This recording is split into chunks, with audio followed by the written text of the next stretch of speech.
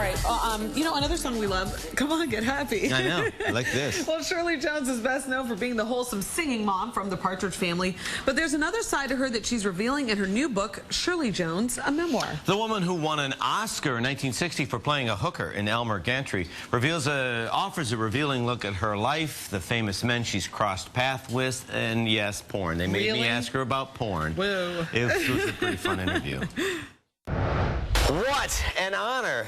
It's Shirley Jones, everybody. Look, I'll be honest. Normally I read, presidential books. Right. Plenty of presidents in this book. I know. Let's see, you sang for Eisenhower, you sang for Johnson, you sang for Reagan 3 times, you sang for Bush 1, Bush 2, and you thought President Ford was going to make a pass at you. What was that about? Well, he asked me up to his room in the hotel. What was I going to think?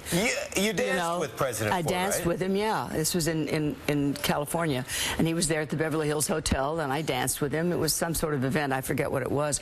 And he said, listen, would you have tea with me tomorrow in my room? I'd like to talk to you. I thought, wow, that sounds good. And weird or whatever.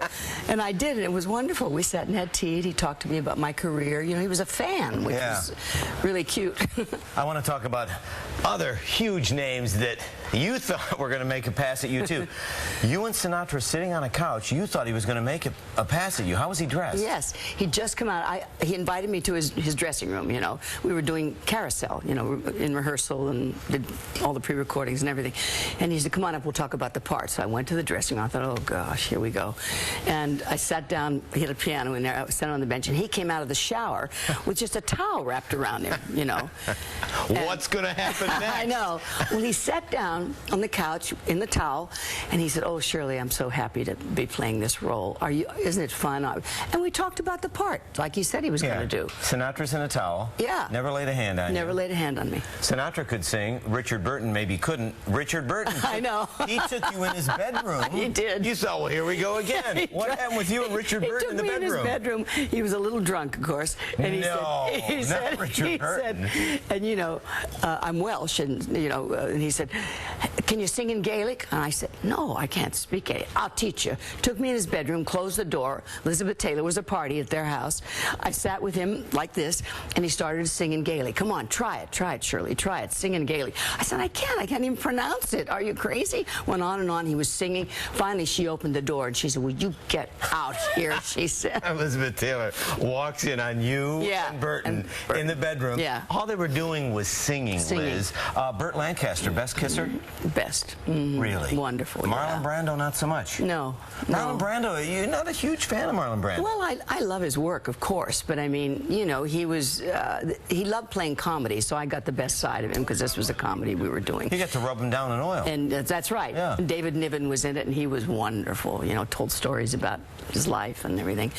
And but the only thing about Marlon is, he was used to doing 40, 50 takes on one scene.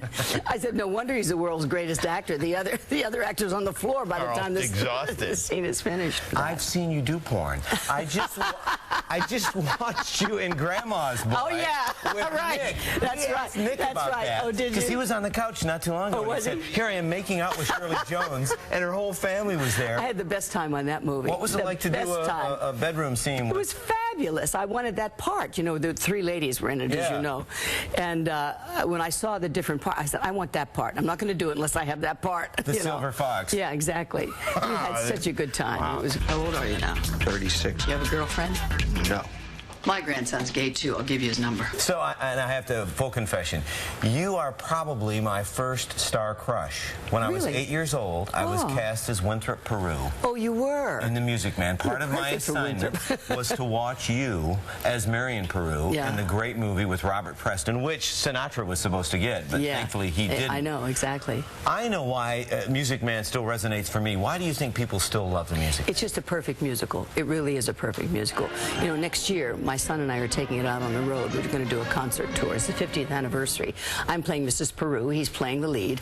And then I'll talk about the movie, show film clips, and do the whole thing. And I was pregnant with him all during the filming. This is your son, Patrick? Yeah, How did Patrick meet Robert Preston, the star of Music Man? Well, that's it.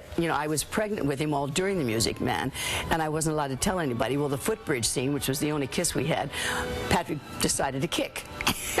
And Preston said, what the heck is that? I said, it's Patrick Cassidy. And years later, Patrick had an opportunity to meet him, you know, and he went and knocked on the dressing room door, and he said, oh, Mr. Preston, I'm so happy to meet you. My name is Patrick Cassidy. And he stepped back. He said, oh, no, not again. Not again. No, not again. Hello world is a song that we're singing. Come on, get happy. When's the last time you saw an episode of the Partridge Family? I watch it almost every day. You do? Yeah, yeah. It's on in the afternoon at home in California. So you're not freaked out by what you enjoy watching it? Oh, yeah. You stay in touch with many of the people? Not really. I mean, I talk to Danny every now and then. Of course, David's on the road doing his concerts still, you know. But that's it. And nobody else. The kids every once in a while call me. Yes, the kids. They live in different places now. That's sweet. Last question, and a question perfect for Shirley Jones. It seems like celebrity today is now just based on how often you can be on TV and do something crazy. Your type of celebrity, you've got it. You've got the talent. You can sing, you can act. What do you make of the current status of what it takes to be a star? It's a different business now. It's a very different business now. You know, my first audition was for Rodgers and Hammerstein. I mean, it was unbelievable, you know. I mean, I don't think that could happen again the way it happened to me. And the thing that I don't like about the business today, about some of the actors that are in it, the young people, is that it's all about them, not about what they're doing, not about, you know, the property, not about the show. It's them. They want, you know, and that's not the way it should be. Well, thank you for being the way you were and are. Good luck with the tour. Thank you so much for the book. Oh, thank you. And Shirley